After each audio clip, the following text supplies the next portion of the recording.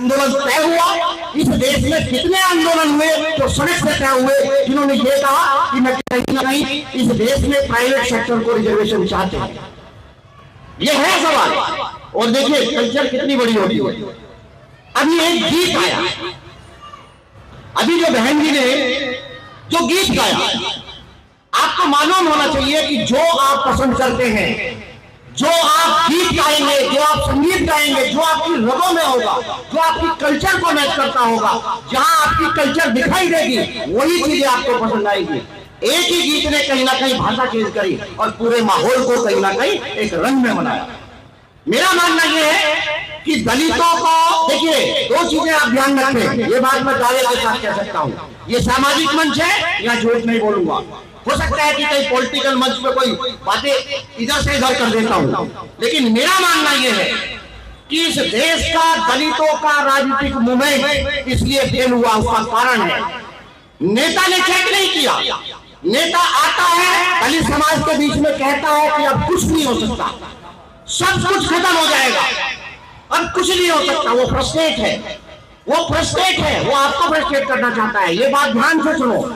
अगर देखिए हम सब तमाम वो लोग हैं जो मजदूरों की औलाद है, अगर हम मजदूरों की औलाद है, गांव में मजदूरी करते करते इस देश के दलितों ने, उन लोगों ने एक सपना देखा कि मेरा बेटा टीचर बनेगा, मेरा बेटा इंजीनियर बनेगा या कुछ भी बनेगा, मुझे इसको एजुकेशन देनी है।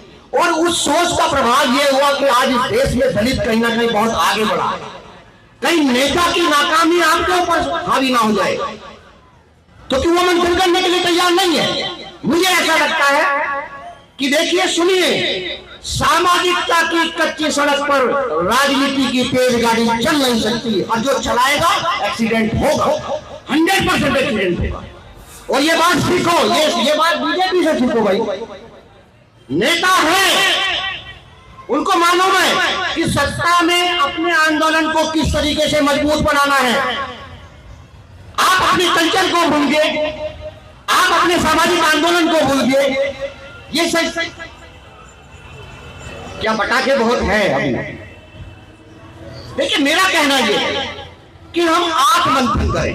एक छोटी सी बात में कह करके, पिछले 2-3 साल से मैं अक्सर कुछ चीजों को, अक्सर जैसे मुझे जो भी बात करने का मौका मिलता है टीवी चैनल पे, मैंने 1000 बार अक्सर जानबूझ करके, उसको मालूम है कि इसका इससे कोई रिलेशन नहीं है, लेकिन मुझे वो बोलना ही है, ये मेरा सिलेबस तय रहता है।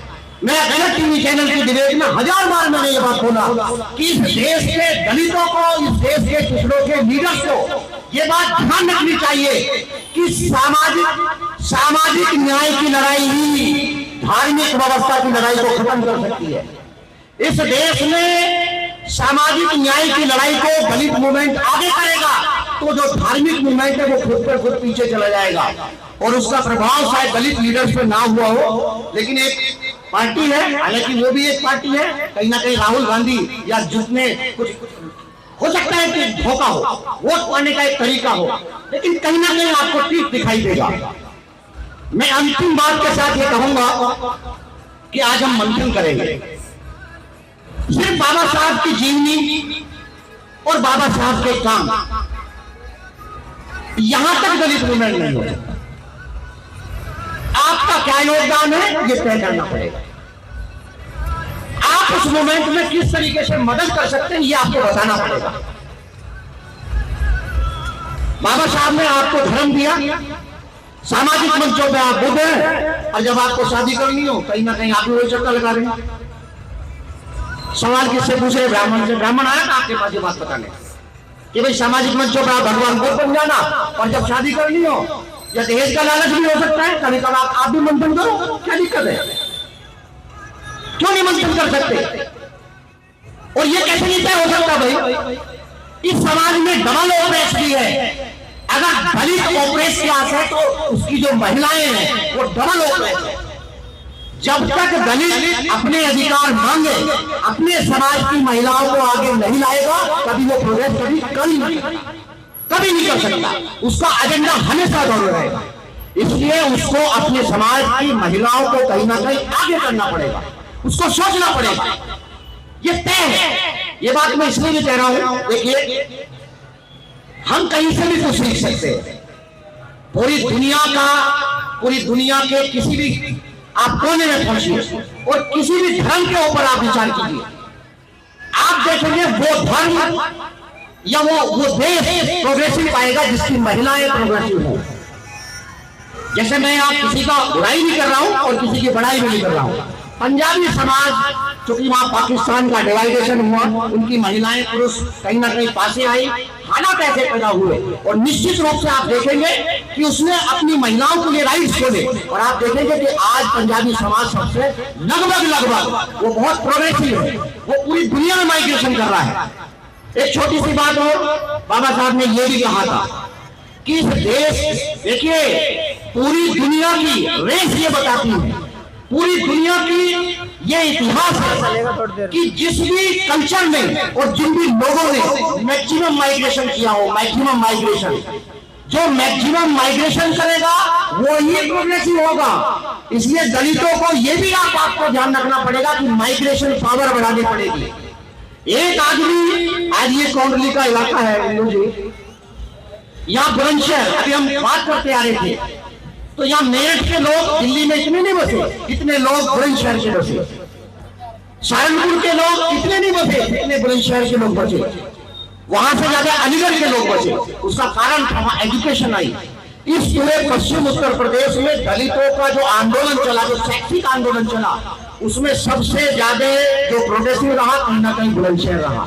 और उसका एक कारण भी है, हर आंदोलन के पीछे कहीं ना कहीं एक कारण होता है कि जो लैंड डिस्ट्रीब्यूशन है पूरे उत्तर प्रदेश में, लैंड डिस्ट्रीब्यूशन के हिसाब से हम जो दो जिले हैं, एक आपका बुलंदशहर है और एक आपका सहारनपुर। ये मैं बार बार कहता था कि इस देश में दलित मूवमेंट जो आगे बढ़ेगा, वहां लैंड है, बुलंदशहर में लैंड कम है, लेकिन गांव में शोषण का कारण ही लैंड है।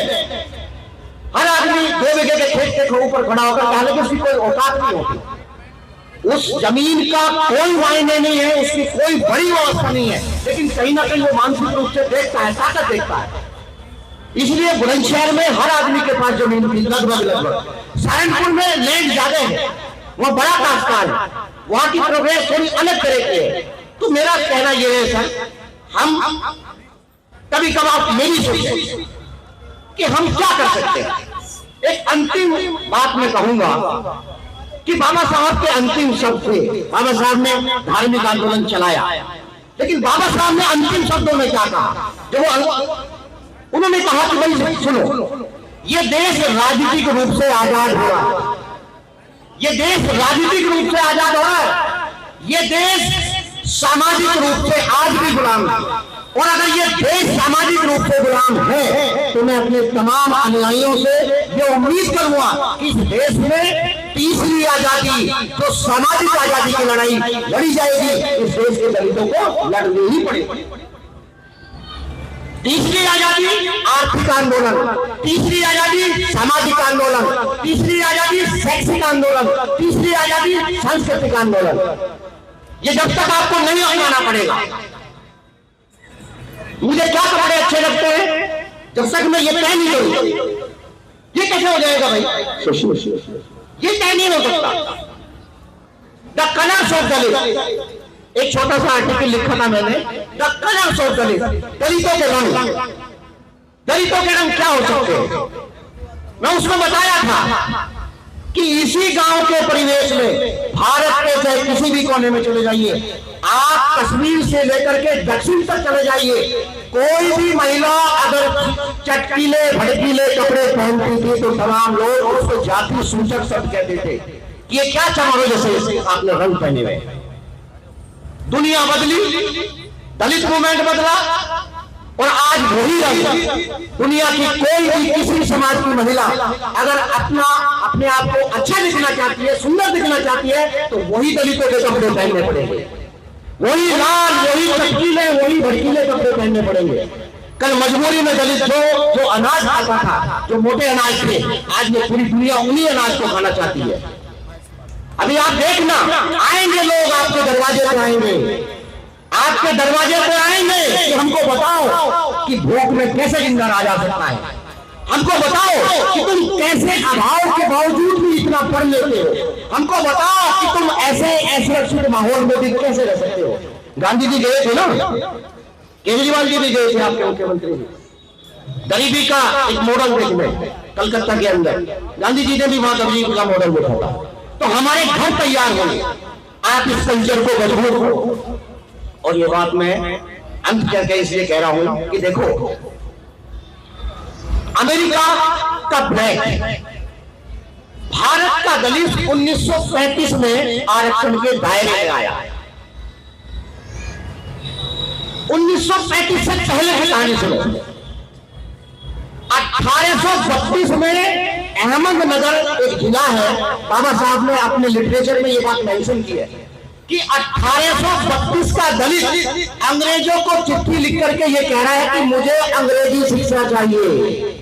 1832 का दलित, जिसे हिंदी ना आती हो, अंग्रेजों को जो चिट्ठी लिख रहा होगा, वो कह रहा है, मांग कर रहा है कि मुझे अंग्रेजी शिक्षा चाहिए। ये दलित मूवमेंट है, चेक करो उसको, ये दलित मूवमेंट 1832 में कह रहा है कि अंग्रेजी चाहिए। आप उसको सोचो, 1960 में दलितों का एक ग्रुप जनगणना आयोग को एक चिट्ठी लिखता है। 1960 का दलित कि चिट्ठी लिखता है कि भाई हमारी जनसंख्या को आप हिंदुओं की जनसंख्या से अलग करो। और शौकत अली नाम के एक मुस्लिम थे, उनका जनगणना आयोग के साथ बड़ा आना जाना था। 1911 में इस देश के दलितों ने हिंदुओं से अलग होकर के अपनी जनगणना कराई। और 20 तक आते आते उन्हीं जनगणना के आंकड़ों को लेकर के बाबा साहब ने अंग्रेजों के ऊपर ये दबाव तय कर दिया कि कहीं ना कहीं हमें आरक्षण चाहिए ही चाहिए। और वो कितना चालाक है, हिंदू कितना चालाक है।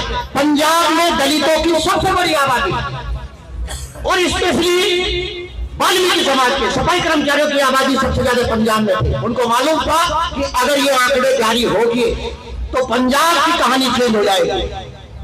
उसने जानबूझ करके एक कैरेक्टर पैदा किया और बता दिया कि भाई ये इस धर्म का आदमी है। चलिए, ये एक मुद्दा है। मेरा कहना यह है कि 1935 में इस देश का दलित आरक्षण के दायरे में आया और मार्टिन लूथर किंग 70 के दशक में नहीं, 69 यानी कि अंतिम स्थिति में, 60 के अंतिम स्थिति में जाकर के इस देश के अमेरिका का ब्लैक आरक्षण या डाइवर्सिटी जिसको बोलते हैं, उसके दायरे में आया। दोनों के आंदोलन की गति चेक करना, दोनों के आंदोलन की गति चेक करना। अगर वो डाइवर्सिटी में आया तो आप समझिए वो क्यों आ गया। उसने कहा कि सुनो, मैं अपनी कल्चर से प्यार करता हूं। उसके सारे शोषण का कारण क्या था? रंग था। उसने कहा कि एक काम करूं, मैं रंग चेंज कराने के लिए किसी मस्जिद में नहीं जाऊंगा, किसी गिरजाघर में नहीं जाऊंगा, मैं इस रंग को ही खूबसूरती का प्रतीक बना दूंगा। और वहां ब्लैक ब्यूटी एक कंसेप्ट पैदा हुआ उसी अमेरिका के अंदर। अगर व्हाइट ब्यूटी वहां, अगर कोई मॉडल अगर व्हाइट ब्यूटी के रूप में प्रस्तुत थी तो वहां नरवानी भी थी, वहां ब्लैक मॉडल भी थी। उन्होंने अपना इतिहास टोनी मॉरिसन, जाओ देखो ना, क्या है बुलिया शाही, जाओ देखो ना, उसने क्या बोला। उसने कल्चर तय कर दिया। उनका जो संगीत है, इसको बोलते थे लोग ये कान फोड़ संगीत है, आज वो जैज म्यूजिक है। हर आदमी इसको सुनना चाहता है। मेरा कहना यह है, किसी के पास मांगने मत जाओ, अपने आप को प्रूव करो, अपने आप को सिद्ध कर दो। और आप सिद्ध कर सकते हैं, आपके पास हर वो चीज है। बस मैं इसी के साथ माफी चाहूंगा।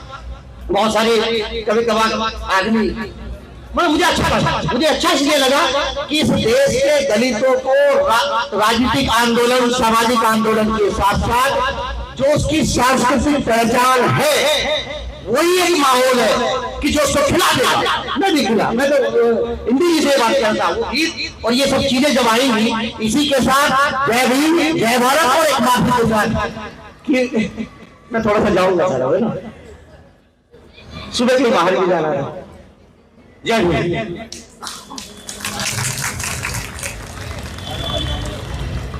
धन्यवाद सतीश जी का। हमारे बीच के ऐसे घुल मिल गए कि वो भूल जाते हैं और अच्छी टेक्निकल बात बताने का आप लोगों को काम करते हैं, जिससे हमें मनन करना चाहिए। साथियों, हमारे क्योंकि